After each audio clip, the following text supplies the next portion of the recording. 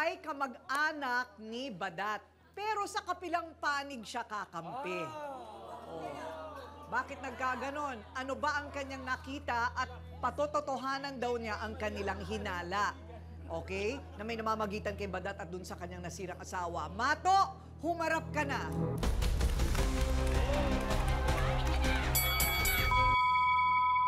Aminin mo sarili mo. Baka ikaw ang kabit. Hindi! Hindi Baka ako! ipinasa mo lang sa akin. Ikaw Ba't mo talaga. aminin? Nakita Ba't ko mo kayo! aminin? Nakita ko kayo! Nakita mo kami? Nag-aabutan kayo ng pera! Pagkapatong? Nag-aabutan kayo ng pera! Binibigyan ka niya ng pera sa tindahan! Nakabot siya ng pera? Oo, sa tindahan. Nagkataon, nagpunta ako sa Nakita labas, ko bumili na, akong nakita ko pandesal, nakisuyo yung asawa niya, Hindi. na ipadala. One time, bumili ako! 200. Pinadala niya para sa apo niya. Baon. Baon ng apo niya. Pag bumibili ka sa tindahan, inaabutan ka ng sekretong Ay, pera! ay, galing, galing, galing. Oo, totoo Nahawa yan. na, nahawa na. Ano to? Totoo yan! Same, Totoo ano yan. to, same size? Isang Nakita ko utak? kayo, magsasabi pa ako sa kanya. Doktor, Sinuwerte medic, ko lang sa mahina kanya. na mga utak nito. Totoo Iba yan. na talaga. Hindi ako nagsisira. Iba na tumatakbo sa mga utak. Nakita ko ng dalawang Makasalanan, oy, magsimba kayo. Oh, hindi ah! Masama yung ginagawa niyo.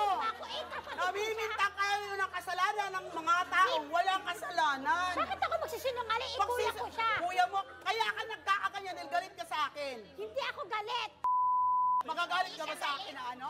Hindi ka galit. Galit siya sa'yo! Kinakampihan ko! Tumigil ka niya! Hindi ka galit. Hindi siya galit! Ay, kuya mo, mas maawa ka sa kuya mo dahil ginagawan mo ako ng kasalanan. Kahihiyan mo. Kaya nga ako naawa sa kuya ko Ay, eh! kahihiyan ang apelido niyo dalawa. Okay. Tuesday, kayong dalawa ni Mato ang mag-usap. Huwag ka nang maingay kasi di niya maintindihan! Ano bang nakita mo? Ano talaga ang nakita mo noon kay Badat at dun sa lalaki? Kasi po, one time po, pagka nagkakasabay kami ni ate bumili sa tindahan, Oh, one time. Walang two time, naabutan walang siya ng three time. pera. One time. Pero sikreto lang. Teka muna, again. Ulit. Okay, gusto ko pakinggan. So, Inaabutan po siya ng pera. Tapos, sa inuman po, may inuutosan na yung asawa nito, asawa niya, may inutusan siyang tao, iaabot sa kanya. Ibigay mo kay Badat. Galing. Ang merienda! Ay, ang galing. Ang Ang merienda! galing. Ang Ang merienda! galing. Ang galing. Pambili pagkain! Ay, kung gagawa ka rin lang ng pelikula, walang manonood. Totoo yan. Eh, magsisinungaling ba naman manonood. ako sa kanya? Gawa-gawa Kaya ng nga, kwento. naikwento ko sa kanya, Walang naawa ko sa manonood. kanya. Ano ba yung horror? Hindi totoo yan ang horror. teka Horror muna, ata Badat. So, wala namang namagitan na halimbawa, nangutang ka, humiram ka ng pera, may binili sa'yo, wala Wala naman. po. At saka hindi po totoo. Oo. Asan yung pera?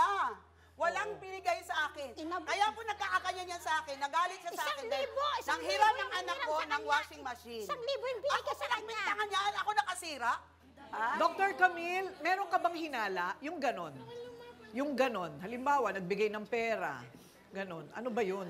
Alam mo, kasi kumisan yung tinatawag nating paghihinala or yung kutob, Filipino culture yan eh. So, depende talaga kung talagang maniniwala ka or hindi. Ang mahirap dito, alam nyo, kung sinabi nga na 2 years ng patay, na nagkaroon ng pagkakataon na mag-isip itong si Silly na, mahal nga ba ako talaga ng asawa ko? Kasi kung yun ang naiisip niya, syempre, lahat ng pagdududa, lahat, i-connect mong pilit na sinabi na ni ano to eh, ni Mato, sinabi niya na ganito, ganyan. So, sigurado na ako. So, talagang kumisan yung paghihinala na yan, it can lead yung mga possibility na lalo tayo magsususpecha, lalo tayo mag-iisip na kung ano-ano. And then, pag na-confuse na yung utak natin, paniniwalaan na natin kung ano yung sinabi ng wala pa ring ebidensya. Ayun. Ito naman, naniwala sa sabi-sabi. Ayan raw ang maling ginawa ni Silly. Yung pagpaniwala mo daw sa sabi-sabi. Yan ay ayon sa kakampi naman ni Badat. At ang pangalan niya, si Putot. Okay, Putot, humarap ka na.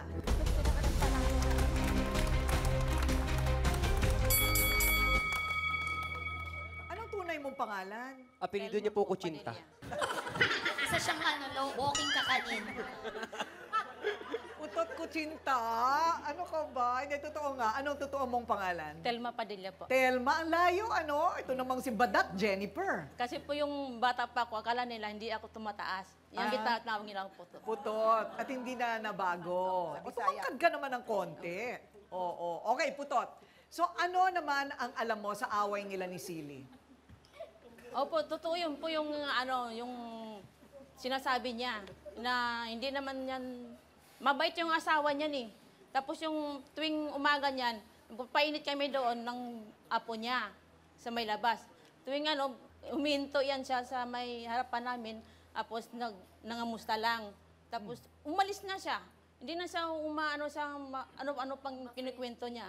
So parang lang siya pala kaibigan. Barangay kaibigan lang Palabati, talaga. no? Palabati lang po talaga yung asawa niya. Okay. So, yun naman ang iyong patotoo.